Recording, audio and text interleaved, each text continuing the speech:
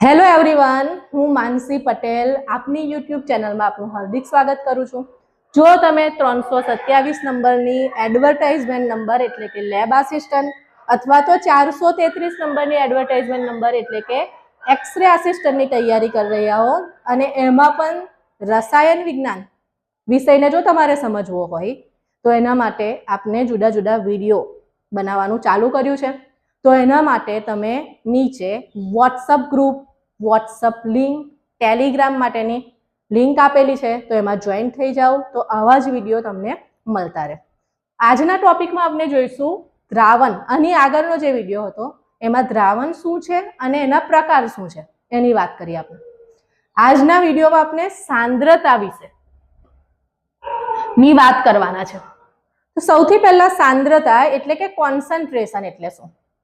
દાખલા તરીકે મીઠાને પાણીમાં ઓગાળીને દ્રાવણ જ્યારે તૈયાર કરવામાં આવે, એક ગ્લાસમાં પાણી લઈને તમે 1 ચમચી મીઠું નાખો છો, બીજા ગ્લાસમાં એટલું જ પાણી લો છો અને એમાં 2 ચમચી મીઠું નાખો છો અને એ દ્રાવણને જ્યારે ટેસ્ટ કરવામાં આવશે તો 2 ચમચી મીઠું જે દ્રાવણમાં નાખ્યું છે એ તમને વધારે ખારું લાગશે અને 1 ચમચી મીઠું જે દ્રાવણમાં નાખ્યું છે તમે તે તમને ઓછું ખારું લાગશે। તો એના પરથી તમે કહી શકો કે જેમાં 2 ચમચી મીઠું નાખ્યું છે જે વધારે ખારું છે એ વધારે સાંદ્ર છે અને જેમાં 1 ચમચી મીઠું નાખ્યું છે અને જે ઓછું ખારું છે એ ઓછું સાંદ્ર છે। એના પરથી એક ખ્યાલ આવશે, તમને એક આઈડિયા આવશે કે જેમાં દ્રાવ્યનું પ્રમાણ વધારે એ વધુ સાંદ્ર અને જેમાં દ્રાવ્યનું પ્રમાણ ઓછું એ ઓછું સાંદ્ર। એટલે કે સાંદ્રતા કોના પરથી નક્કી થશે? તો સાંદ્રતા નક્કી થશે દ્રાવ્યના અમાઉન્ટ એટલે કે દ્રાવ્યના જથ્થા પરથી, એટલે કે દ્રાવ્યના મોલ પરથી। હવે અહીંયા જે એના જુદા જુદા એકમો છે એમાં મોલારિટી, નોર્માલિટી, ફોર્માલિટી, વજન આધારિત ટકાવારી, કદ આધારિત ટકાવારી, પીપીએમ પાર્ટ્સ પર મિલિયન, એ સિવાય મોલાલિટી, મોલ અંશ, આવા ઘણા બધા એકમ છે જે પહેલાના સિલેબસમાં હતા। હવેના સિલેબસમાં માત્ર તમારે મોલારિટી, મોલાલિટી, વજન આધારિત ટકાવારી અને મોલ અંશ, માત્ર આટલા જ ટોપિક છે જેને આપણે આજે જોઈશું। તો સૌથી પહેલા મોલારિટી શું છે? તો જ્યારે દ્રાવણનું કદ 1 લિટર લેવામાં આવે એટલે કે કદ આધારિત આ એકમ છે। ફરીથી બોલું છું, જ્યારે દ્રાવણનું કદ 1 લિટર એટલે કે એકમ લેવામાં આવે અને એમાં ઓગળેલા દ્રાવ્યના જથ્થાને જોવામાં આવે તો એ કહેવામાં આવશે મોલારિટી। તો જો એની પ્રોપર વ્યાખ્યા જોઈએ તો 1 લિટર દ્રાવણમાં ઓગળેલા દ્રાવ્યના મોલ એટલે કે દ્રાવ્યનો જથ્થો જેને કહેવાશે મોલારિટી। હવે એના સૂત્રની વાત કરીએ। સૌથી પહેલા તો એનો સિમ્બોલ, એની સંજ્ઞા જેને કેપિટલ M વડે દર્શાવવામાં આવે છે। હવે આનું જે સૂત્ર બનશે તે આ રીતે બનશે। મોલારિટીમાં ઉપર આવશે દ્રાવ્યના મોલ અને નીચે આવશે દ્રાવણનું કદ। હવે દ્રાવણનું કદ હોય છે લીટરમાં, દ્રાવ્યના મોલ, મોલ એટલે કે દ્રાવ્યનું જે દર તમને ગ્રામમાં આપ્યું હોય તે, અને નીચે એનું મોલર દર, દ્રાવ્યનું દર છેદમાં મોલર દર। તો બધું ભેગું કરીને જો તમે એનું સૂત્ર બનાવો તો કંઈક આ રીતે બનશે। દ્રાવ્યનું દર એટલે કે W2। હવે આ બીજો નંબર શું દર્શાવે તે સમજાવું તમને। દ્રાવણમાં જે 2 ઘટક છે, એક તો દ્રાવક અને બીજું દ્રાવ્ય। દ્રાવકનું પ્રમાણ વધારે હોવાના કારણે આપણે એને પહેલો નંબર આપીશું અને દ્રાવ્યનું પ્રમાણ ઓછું હોવાના કારણે એને તમે બીજો નંબર આપો છો। તો દ્રાવ્યનું દર જેને આપણે અહીંયા વેઇટ કહીએ છીએ, તો વેઇટ અને એ પણ દ્રાવ્યનું એટલે એને સિમ્બોલના ફોર્મમાં W2 થી દર્શાવાશે।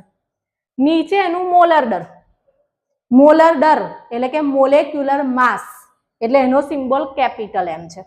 માસને આપણે સ્મોલ m થી દર્શાવીએ છીએ અને એ પણ દ્રાવ્યનું હોવાના કારણે એને M2 નામ આપ્યું। અને દ્રાવણનું કદ, કદ એટલે કે વોલ્યુમ એટલે એનો સિમ્બોલ V લીધો। હવે અત્યારે આપણે વાત કરીએ પ્રમાણે કે જે દ્રાવણનું કદ લેવાનું છે એ લીટરમાં લેવાનું છે, પણ જો એ મિલીલીટરમાં આપ્યું હોય તો એને લીટરમાં ફેરવવા માટે ઉપર આપણે 1000 થી ગુણવાનું છે. તો આ રીતે મોલારિટીનું સૂત્ર તૈયાર થશે. બરાબર. હવે એના એકમની જો વાત કરીએ આપણે તો એનો જે SI યુનિટ બનશે એટલે કે SI એકમ બનશે એ ઉપર દ્રાવ્યના મોલ છે એના પરથી લખાશે મોલ અને નીચે કદ એટલે કે લીટર, મોલ પર લીટર, અથવા તો લીટરની જગ્યાએ કદનો એકમ મીટર ક્યુબ આપેલો હોય તો મોલ પર મીટર ક્યુબ. ચલો એના પછી નેક્સ્ટ, હવેના સિલેબસમાં નોર્માલિટી તમારે નથી પણ અહીંયા એની વ્યાખ્યા આપેલી છે તો આપણે જોઈ લઈએ. તો નોર્માલિટીનો સિમ્બોલ N છે, એનો મતલબ થાય 1 લીટર. અહીંયા પણ કદને ધ્યાનમાં લેવાનું છે તમારે. 1 લીટર દ્રાવણમાં ઓગળેલા દ્રાવ્યના ગ્રામ તુલ્ય ભાર. જો મોલારિટીમાં મોલર દર આવશે દ્રાવ્ય માટે, જ્યારે નોર્માલિટીમાં તુલ્ય ભાર આવશે. હવે તુલ્ય ભાર શું છે એ કોન્સેપ્ટને ક્લિયર કરીએ આપણે. દાખલા તરીકે હું H2SO4 એટલે કે સલ્ફ્યુરિક એસિડનું એક્ઝામ્પલ લઉં છું. તો સલ્ફ્યુરિક એસિડ માટે જો હું એનું આણ્વીય દર ગણું એટલે કે મોલર દર તો 2 વખત H વત્તા S વત્તા 4 વખત O. હાઇડ્રોજનનું દર 1, આ તો તમને આઈડિયા હશે. પરમાણુ દર એટલે કે પ્રોટોનની સંખ્યા વત્તા ન્યુટ્રોનની સંખ્યા. સલ્ફર 16મા નંબર પર આવે છે, એનો મતલબ એમાં પ્રોટોન 16 છે, ન્યુટ્રોન પણ એમાં 16 છે.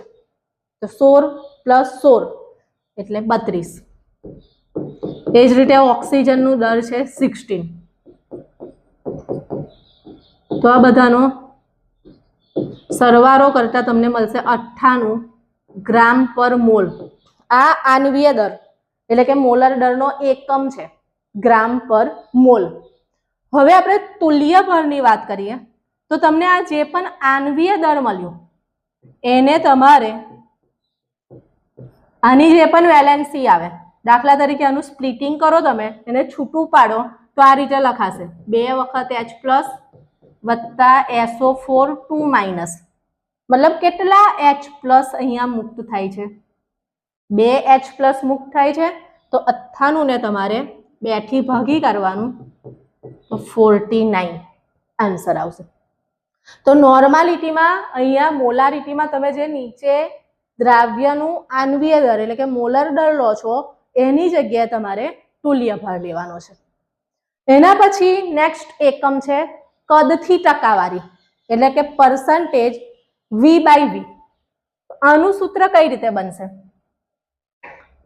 તો ઉપર હંમેશા દ્રાવ્ય માટે જ કિંમત આવે, તો ઉપર આવશે દ્રાવ્યનું કદ અને નીચે આવશે દ્રાવણનું કદ અને ટકાવારી નીકળશે 100 એટલે ગુણ્યા 100. મોલારિટીમાં નીચે કદ જ્યારે તમને મિલીલીટરમાં આપ્યું હોય તો એને લીટરમાં ફેરવવા માટે ઉપર 1000 લખીએ છીએ, જ્યારે અહીંયા પર્સન્ટેજના લીધે ગુણ્યા 100 લખીએ છીએ. તો આમાં ભૂલ ના થાય, ખાસ ધ્યાન રાખજો. હવે સૌથી ઉપર તમને જે હેડિંગ આપેલું છે એ ધ્યાનથી જુઓ. તાપમાન પર આધારિત એકમ. તો આ જે બધા એકમો છે સાંદ્રતાના એને 2 ભાગમાં વહેંચ્યા છે. કેટલાક એકમ છે જે તાપમાન પર આધાર રાખે છે, જ્યારે કેટલાક એકમ છે જે તાપમાન પર આધાર રાખતા નથી. તો એ કઈ રીતે આપણને ખબર પડશે કે કયો એકમ કદ પર આધાર રાખે છે, તાપમાન પર આધાર રાખે છે, કે કયો એકમ તાપમાન પર આધાર રાખતો નથી? તો જે પણ એકમના સૂત્રમાં કદની વાત આવે તે બધા જ એકમ તાપમાન પર આધાર રાખશે, જ્યારે જે એકમો કદ ધરાવતા નથી સૂત્રની અંદર, કદ પર આધારિત નથી, એ તાપમાન પર પણ આધારિત નહીં થાય. હજુ એક એકમ બાકી રહ્યો, એ છે પર્સન્ટેજ W/V. પર્સન્ટેજ W/V નું સૂત્ર જો તમારે બનાવવું હોય તો ઉપર દ્રાવ્યનું દર, W છે ને ઉપર એટલે દ્રાવ્યનું દર, અને નીચે V છે, V ફોર વોલ્યુમ, વોલ્યુમ મતલબ કદ, એટલે નીચે આવશે દ્રાવણનું કદ અને ટકાવારી નીકળશે 100 એટલે ગુણ્યા 100. તો આ ટોપિકમાં આપણે 3 તો નહીં 4 કદ ધરાવતા એટલે કે તાપમાન પર આધારિત સાંદ્રતાના જુદા જુદા એકમ જોયા. એ છે મોલારિટી, નોર્માલિટી, કદ ટકાવારી એટલે કે પર્સન્ટેજ V/V અને કદ દર ટકાવારી એટલે કે પર્સન્ટેજ W/V. હવે નેક્સ્ટ જોઈએ જે તાપમાન પર આધાર નથી રાખતા એવા એકમો એટલે કે જેના સૂત્રમાં કદ નહીં આવે, માત્ર દરની વાત આવશે.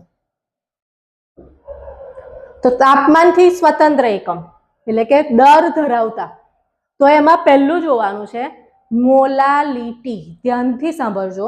આગળ તમે જે જોયું એ હતું મોલારિટી, જ્યારે આ છે મોલાલિટી. મોલારિટીને તમે કેપિટલ M થી દર્શાવો છો, જ્યારે મોલાલિટીને સ્મોલ m થી દર્શાવાય છે. હવે અમુક વખત મોલાલિટીની કિંમત આપી હોય ને પાછળ સ્મોલ m આપ્યો હોય ને તો આપણે કન્ફ્યુઝ થઈ જઈએ કે મીટર લખેલું, દાખલા તરીકે 2m આપેલા હોય તો આપણને 2 મીટર એવું લાગે, પરંતુ રસાયણ વિજ્ઞાનમાં સાંદ્રતાની જ્યારે વાત આવે ત્યારે સ્મોલ m એ મોલાલિટી દર્શાવે છે. મોલારિટીમાં આપણે દ્રાવણનું કદ ધ્યાનમાં લઈએ છીએ, એટલે કે 1 લિટર દ્રાવણમાં ઓગળેલો દ્રાવ્યનો જથ્થો એટલે કે દ્રાવ્યના મોલ. જ્યારે મોલાલિટીમાં આપણે દ્રાવકનું દર, બીજી આ ભૂલ ના થાય, દ્રાવણનું દર નથી લેતા, આપણે દ્રાવકનું દર લઈએ છીએ. તો એની વ્યાખ્યા જુઓ, 1 કિલોગ્રામ દર છે તો દર માટેનો એકમ કયો આવશે? Kilogram, standard unit. એટલે કે 1 કિલોગ્રામ દ્રાવકમાં ઓગળેલા દ્રાવ્યના મોલ એટલે કે દ્રાવ્યનો જથ્થો. ચલો હવે જે રીતે મોલારિટીનું સૂત્ર બનાવ્યું હતું આપણે એ રીતે મોલાલિટી માટે બનાવીએ. તો એના માટે બેઝિકલી આપણે લખવું હોય તો શું લખાય? તો ઉપર આવશે દ્રાવ્યના મોલ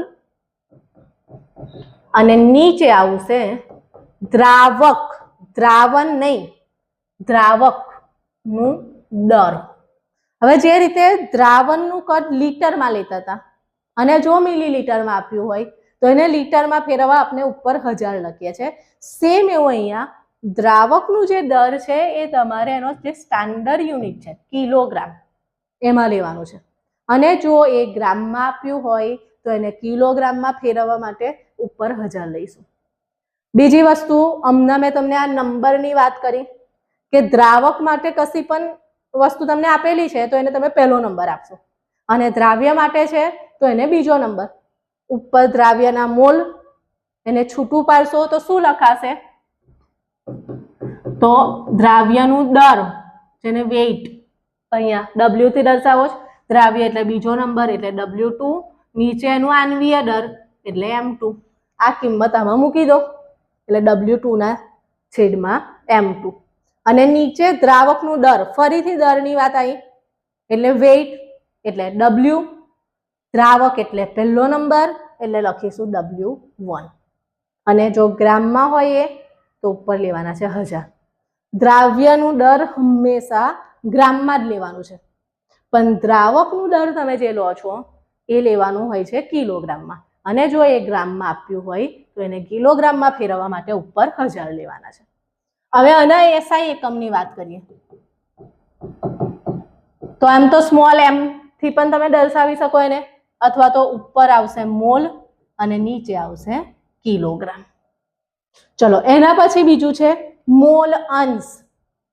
મોલ અંશ મતલબ દાખલા તરીકે આપણું જે રેગ્યુલર એક્ઝામ્પલ છે એ જ લઉં કે પાણીને જ્યારે મીઠાને જ્યારે પાણીમાં ઓગાળીને દ્રાવણ તૈયાર કરવામાં આવે તો એ દ્રાવણમાં મીઠું કેટલું છે, પાણી કેટલું છે એ પ્રમાણ જે જોવામાં આવે, જેના દ્વારા, જે એકમ દ્વારા, એને કહેવાય મોલ અંશ, જેનો સિમ્બોલ છે X.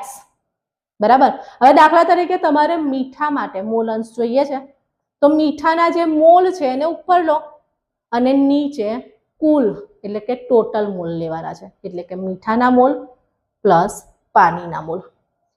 આઈ થિંક મોલ વાળો કોન્સેપ્ટ તમને સમજમાં આવી ગયો હશે, જે 11 સાયન્સમાં આવે છે. અને આગળ આપણે વાત કરી કે મોલ એટલે જે પણ પદાર્થ છે એનું ગ્રામમાં તમને જે દર આપેલું હોય એ ઉપર લેવાનું છે અને એનું જે આણ્વીય દર મોલર દર છે એને નીચે લેવાનું છે. તો આનાથી તમને એ પદાર્થના મોલ મળશે.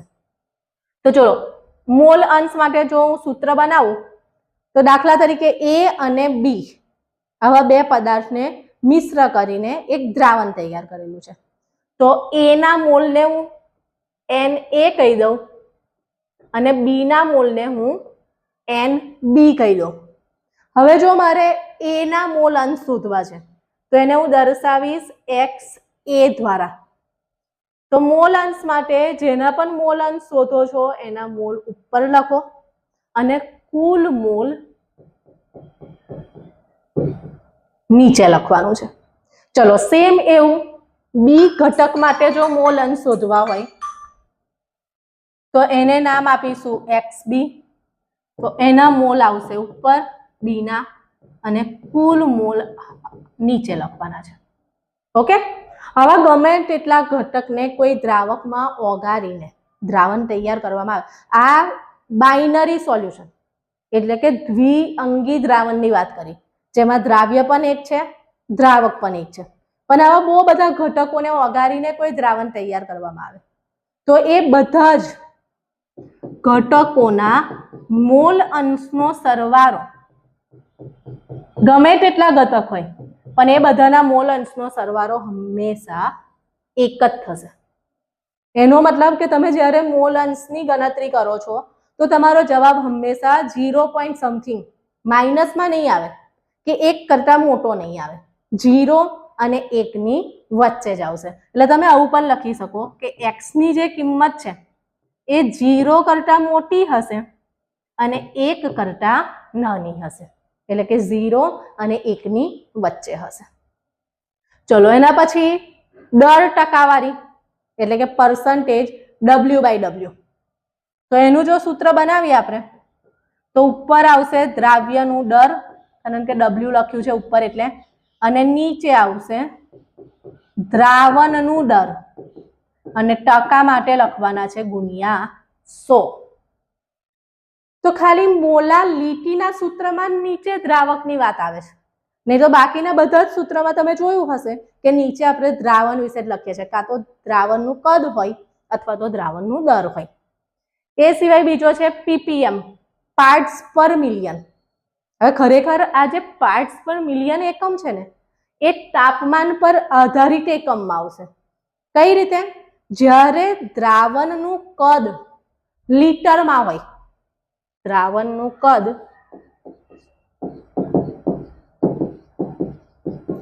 લીટરમાં પરંતુ એમાં ઓગળેલ દ્રાવ્ય નું દર લીટરની સામે સમકક્ષ એકમ જો જોઈએ ને આપણે દરનો તો કિલોગ્રામ થાય.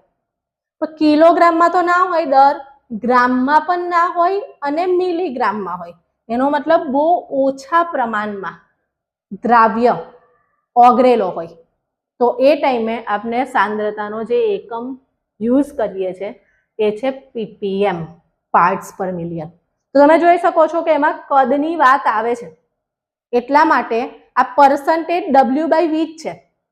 એટલા માટે તમે એને તાપમાન પર આધાર રાખતા એકમમાં લેશો, તાપમાનથી સ્વતંત્ર એકમમાં નહીં લઈ શકો. બીજી વસ્તુ કે એનું જ્યારે સૂત્ર બનાવવામાં આવે ને ત્યારે ઉપર દ્રાવ્યનું દર એટલે W2 નીચે દ્રાવણનું કદ એટલે કે V અને ગુણ્યામાં આ બધામાં જે તમે 100 લખો છો એની જગ્યાએ 10⁶ આવે કારણ કે મિલિયનની વાત છે અહીંયા એટલા માટે. તો આ આપણે જોયા દ્રાવણની સાંદ્રતા અને એ સાંદ્રતાને માપવા માટેના જુદા જુદા એકમ જેમાં 2 કેટેગરી હતી. એક તાપમાન પર આધારિત એકમ એટલે કે જેના પણ સૂત્રમાં કદની વાત આવે છે એ બધા તાપમાન પર આધાર રાખશે. જ્યારે તાપમાનથી સ્વતંત્ર એટલે કે જેમાં માત્ર દરની વાત કરીએ છીએ આપણે એટલે કે એ તાપમાન પર આધાર રાખતું નથી. કદ ધરાવતા જે સૂત્ર હતા જે એકમ હતા એમાં molarity, percentage V/V, normality, percentage W/V and parts પર મિલિયન ppm, અને જે માત્ર દર પર આધાર રાખે છે એટલે કે તાપમાનથી સ્વતંત્ર છે એમાં મોલાલિટી, પર્સન્ટેજ W/W અને મોલન્સ. તો આની સાથે સાંદ્રતા એટલે શું અને સાંદ્રતાના જુદા જુદા એકમ વિશેનો ટોપિક આ વિડીયોમાં કમ્પ્લીટ થાય છે. આવા જ જુદા જુદા વિડીયો અને કેમેસ્ટ્રીની તૈયારી માટે અમારી ચેનલ સાથે જોડાયેલા રહેજો. જય હિન્દ, જય ભારત.